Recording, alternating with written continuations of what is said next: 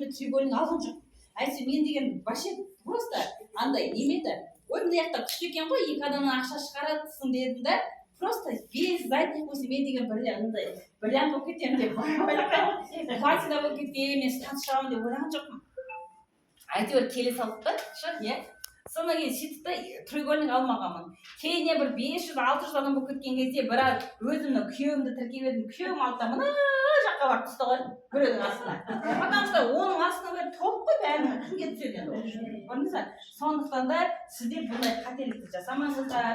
Обязательно треугольник өзіңізге алып, тіптен құямай жаңа қиын болып бара жатса, любой біреуге даже сата саласыздар. Бұл жерде білесіздер, сатуға болады, себебі басқа адамға оформляция етіледі. Моя информацияға кіріп. Енді мына жақ сіздікі, екінші сіздікі, мынау екінші аккаунтыңыз болсын, бірінші, екінші. Сонда мына кісі $4000 алады. Содан кейін аласыздар да ары қарай да енді бүйтіп кете береді ғой енді адамдар. Осылай аласыз ба, соған досыңызды тіркейсіз ба мысалға. Осылай болса тіптен жақсы мысалға. Онда мына балаңызда $4000 алады. Қызыңызда $4000 алады ай сайын, Мынау сіз $4000 алып отырсыз. Мына кісіден $2000 аласыз. Мен ағам тек $2000 өтеппемші, $10.000 қалай келеді. Треугольник. Астында $2000 $4000. 3 жылда жұмсаған ақшасын шығарамыз. 3 жылда жұмсаған ақшасын шығарамыз да, 3 жылдан кейін оған қанша ақша шығады, соны шарт береміз. Жарайды. Давайте мынау 2000, мынау 2000. Сіз бірінші орынмен жұмыс жасап отырсыз, 2 орныңыз просто алып қойдыңыз. Алып қойдыңыз, бірақ мына сіздің тіркеген адамдарыңыз бәрі оның астына кете береді ғой. И жаңа мына кісіден $1000 алдыңыз, мына кісіден $1000 алдыңыз. Сонда 2000-нан 4000 тағылсасы ғой. Онда соның несі ғой. 6000, плюс мына $4000 дұрыс. Балаңызды, қызыңызды осыған сонда $10.000 болады екен ғой. Ол 3 жылдан кейін алдық деп есептеңіздер, енді ана жерге жазыңыздар расходты. Сіз 3 орныңызға $40 плюс ай сайын $10 төлейді, $120 төлейді, бір орныңызға $160, 3 орныңызға $480 бірінші жыл төлейсіз. 120 көбейтілген 160 жоқ $10 ай сайын төлейді, артығымен есептеп жатырмын. 160 көбейтілген 3-ге 480 бірінші жылға бұл. $480. Бірінші жыл жазыңыз 480. Екінші жылы 12 айға, бір жылға сразу төлейсіздер ғой. Жоқ, екінші айға болай берсін, $120. 3 рет $360 болады. $120-дан? 12 айға $360 болады. Келесі 3-ші жылы тағы $360 болады. 480 плюс 360 плюс 360 барлығы $1200 болады. $1200 көбейтеміз, 480 қосып көбейте салайық. $1200. $1200 $576,000. Көбейтеміз 480-нен 576,000 теңге. Осындай 3 жыл бойы сіздер 36 ай бойы осыны жұмсайсыздар. Енді 3 жылда сізге $10,000 4,5 миллион ай сайын келіп тұр ғой. Ай сайын 4,5 миллион келіп тұр сізге ай сайын. Мен бірінші жыл алмадым, бірінші жыл, екінші жыл алмақ деген аласыздар бір аз-аздан болса. 3 жылдан кейін айына сіздерге, одан тез болуы да мүмкін, айына сіздер қалай шығады? 4 миллион. 4 миллион? 4 миллион 500 мың аласыздар. Айлық. 500 миллион теңге аласыз, теңгемен. Енді содан расходыңыз шапсайыңыз, қарасаңызшы, 4 миллион қалтаңызда қалып тұр. Бірінші айда қайтарып алдыңыз. Сөйтіп сіз ай сайын алып тұрасыздар. Жоқ, бірінші жылға төлесеңіз болды, екінші жылда уже неңізге, уже қалтаңыздан төлемейсіз. Уже өзіңіз келеді. Жоқ, төледім деп есептейсіз да, сосын ана ақшаны қабылдау оңай болады да сол кезде. 3 жыл бойы шығарған ақшасы $576,000 теңге.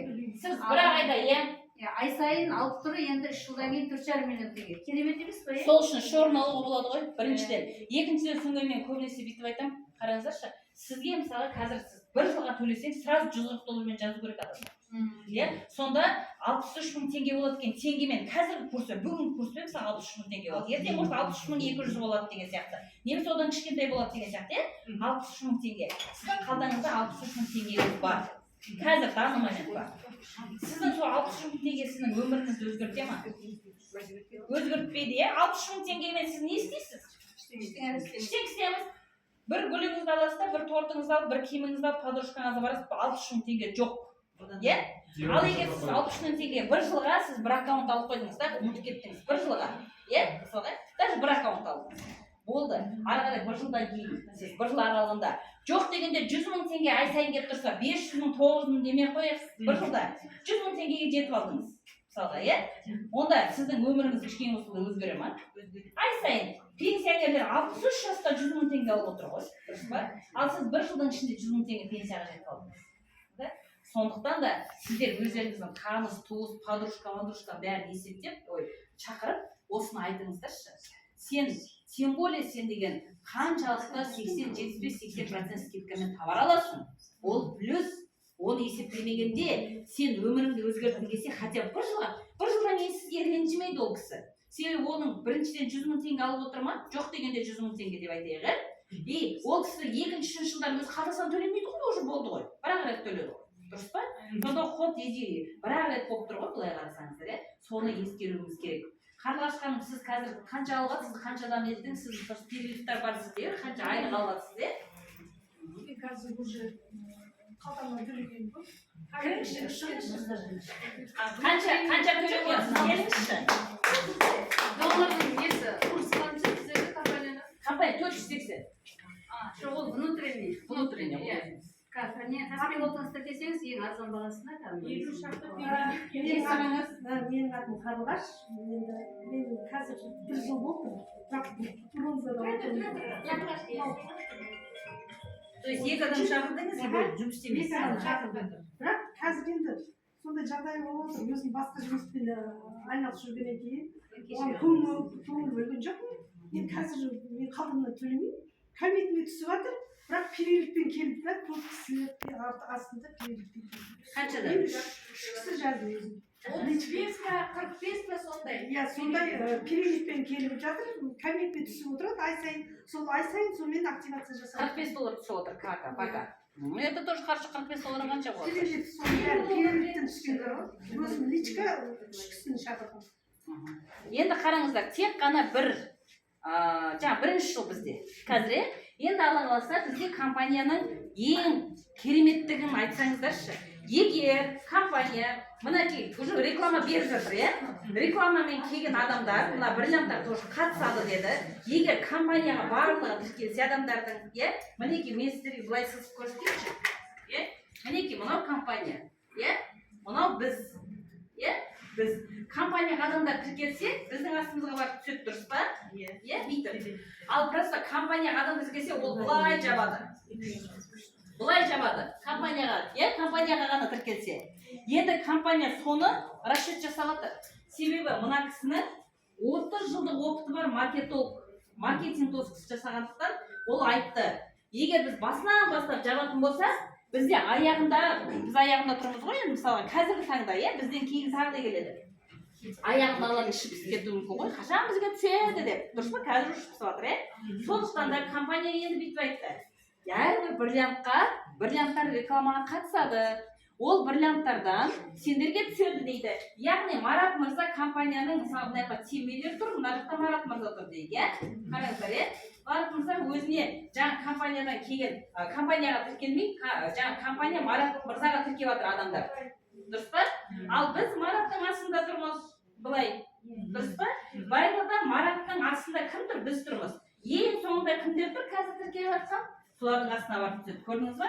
ал егер біз компания өзіне ғана тіркейтін болса онда былай ана темелердің астын жабады содан кейін тағы біреудің содан кейін Мараттың астын жапқанша уақыт кететін еді дұрыс па ал мына жерде уақытты жібермей Марат тұр ма тек қана Мараттың астын жабады ал енді мына жерде Мараттан кейін сразу Нәзира бірінші линиясы Нәзираға келді ма Нәзираның астында біз тұрмыз иә алады да Нәзираның астын Нәзираға тіркелген адамдар Нәзираның астын жабады көрдіңіздер ма ал мына жерде бір американский вьетнамский бір бриллианттар тұр оларға тіркелген адамдар өздері жауып кете береді көрдіңіз ба сонда біз период бізге тез келеді мына жаққа қарағанда мына жақта уже 80%-ке тез келеді көрдіңіздер ма сондықтан да қазір данный момент бізге орындарды алып жан жағымызға тез қазақтар тез алып тіркеп қалу керек оның үстіне қандай құдіретті біздің компания егер Маратқа тіркелді ма жаңа адамдар Маратқа тіркелді Марат $10 ғана олар тіркеді себебі олар продукция алу үшін тіркелді Марат мырза одан $5 алады әрбір тіркелген адамнан $5 түседі ол кісіге өзі тіркеп жатқан жоқ рекламамен келіп жатыр ғой плюс мына кісі ол деген 300 долларға товар алды ма 15 доллар тағы түседі. Бір адамнан 20 доллар түседі. Өзіңіз ойлаңызшы.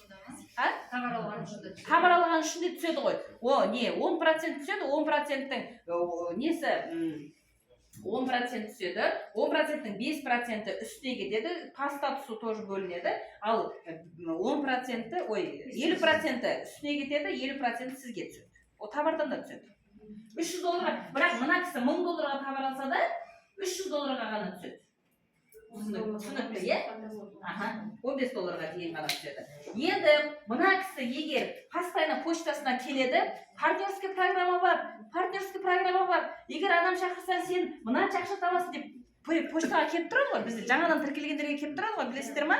Иә. Сол сияқты мына 10 доллармен тіркелген кісіге әлі сәл келді.